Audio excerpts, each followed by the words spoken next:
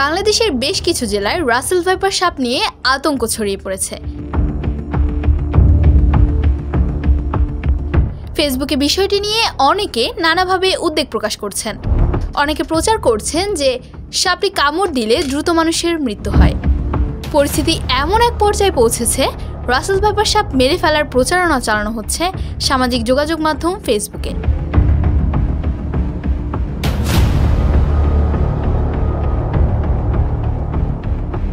এমন অবস্থায় ফরিদপুরের একজন রাজনীতিবিদ প্রকাশ্যে ঘোষণা দিয়েছেন যে রাসেল ভাইপার সাপ মারতে পারলে প্রতিটির জন্য 50,000 টাকা পুরস্কার দেওয়া হবে। অনেকে বলছেন রাসেল ভাইপার সাপ খুব দ্রুত বংশবিস্তার করে, ফলে সহসা বাংলাদেশের গ্রামাঞ্চলে এই সাপের আধিক্য মানুষের জন্য হুমকি তৈরি করবে। প্রশ্ন হচ্ছে, রাসেল ভাইপার সাপ নিয়ে যে মাত্রায় উদ্বেগ প্রকাশ করা হচ্ছে তা কতটা যৌক্তিক?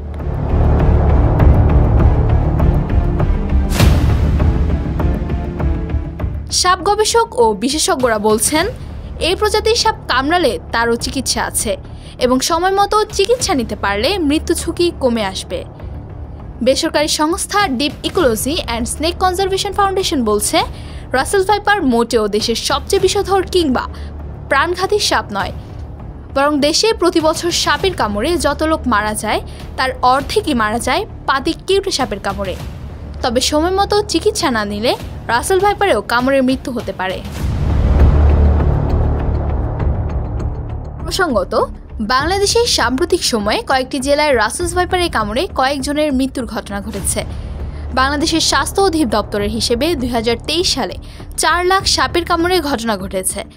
এর মধ্যে 7,500 মানুষ মারা গেছে, যাদের বেশিরভাগই কোবরা ও কেউটে প্রজাতির সাপের কামড়ের শিকার হয়েছেন। তবে রাসেল ভাইপারের কামড়ে ঠিক কতজন মারা গেছে তার সুনির্দিষ্ট হিসেব পাওয়া যায়নি।